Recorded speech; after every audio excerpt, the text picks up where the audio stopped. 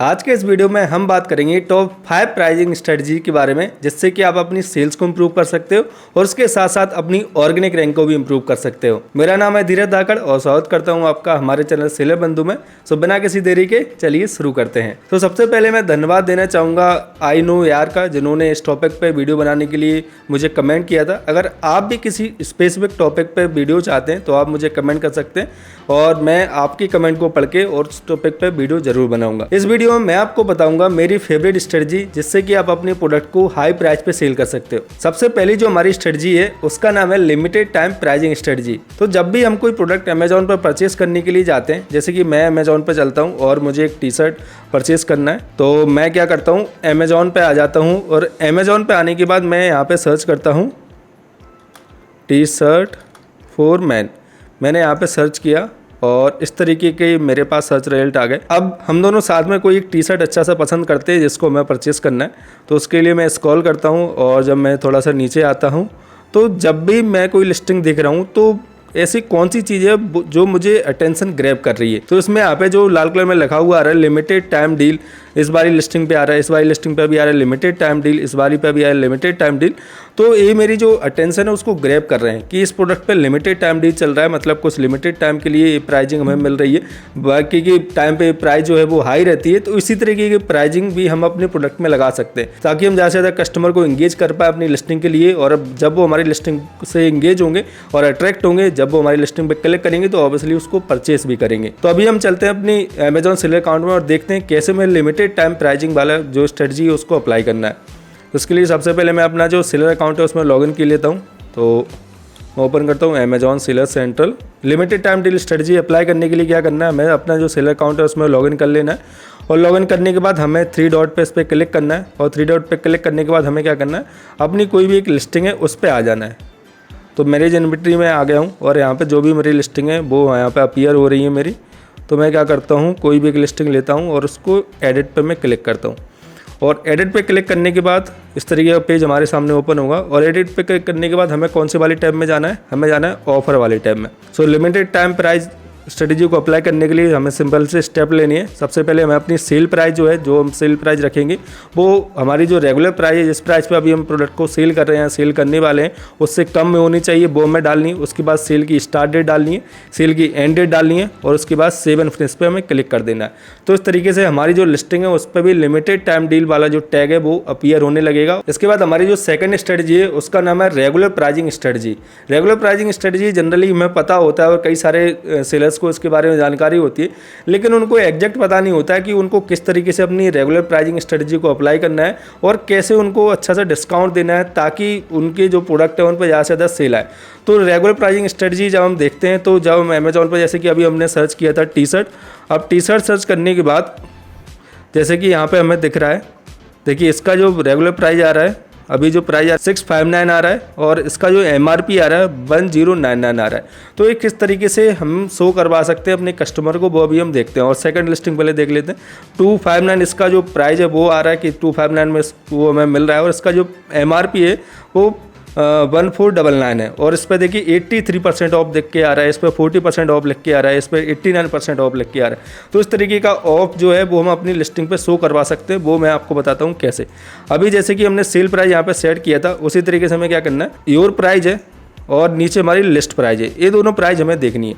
List price जैसे कि मैं यहाँ पर डाले देता हूँ 1000 रुपीज़ और उसके बाद मैं अपनी सेलिंग प्राइस डाल देता हूँ यहाँ पे 100 रुपीज़।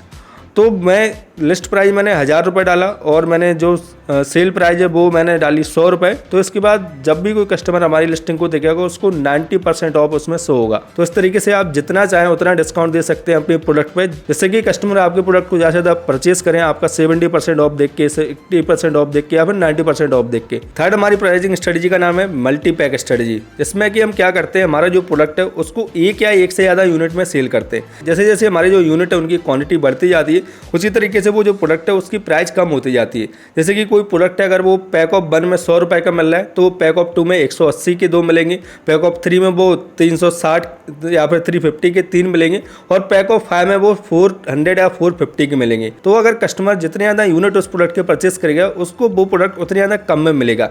जो जब वो परचेस करेगा तो हमारा जो ऑर्डर वैल्यू रहेगा वो काफ़ी ज़्यादा रहेगा और हमारे जो प्रॉफिट मार्जिन है वो भी काफ़ी ज़्यादा रहेंगे। फोर्थ प्राइजिंग स्ट्रेटजी का नाम है लॉन्चिंग पीरियड प्राइजिंग स्ट्रेटजी। जब हम कोई प्रोडक्ट अमेजोन पर नया लॉन्च करते हैं तो वो जो प्रोडक्ट है उसकी कोई प्राइस हिस्ट्री नहीं होती है, उसकी कोई सेल हिस्ट्री नहीं होती है, ना ही उस पर कोई रैंक होती है, ना ही उस पर कोई रिव्यू होते हैं, और सामने हमारे कई सारे कॉम्पिटिटर होते हैं जिनके 100 रिव्यूज़ होते हैं, 200, 500, 1000, 10,000 इतने रिव्यूज़ होते हैं।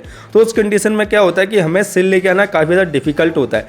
इस वजह से हम launching period pricing strategy apply करते हैं अपने प्रोडक्ट पे। अगर हमने कोई प्रोडक्ट न्यूली लॉन्च किया है, ये जो लॉन्चिंग पीरियड को हम हनीमून पीरियड भी बोलते हैं, because Amazon loves new product launches. Launching period क्या होता है, कैसे वर्क करता है, कौन कौन सी स्ट्रेटजी और हमें लॉन्चिंग पीरियड में अप्लाई करनी है, वो मैंने अपना एक कंप्लीट मास्टर क्लास बनाया, उसमें मैंने बताया। वो मास्टर क्लास बिल्कुल फ्री है, तो उसका लिंक मैं डिस्क्रिप्शन में डाल दूंगा, तो वहाँ से आप चेकआउट कर सकते हैं। सो लॉन्चिंग पीरियड में प्राइजिंग स्ट्रेटजी जो हमें रखनी है वो मिनिमम रखनी है, मतलब कि हमारा जो टारगेट प्राइस है, जैसे कि अगर हमें कोई प्रोडक्ट 1000 रुपये में सेल करना है तो लॉन्चिंग पीरियड हमारा जो चलता है वो 15 से 30 दिन तक चलता है। मतलब कि जिस दिन से हमने प्रोडक्ट लॉन्च किया, अगर मैंने 1 जनवरी को वो प्रोडक्ट लॉन्च किया तो मेरा जो लॉन्चिंग पीरियड है वो 1 जनवरी से 30 जनवरी तक चलेगा।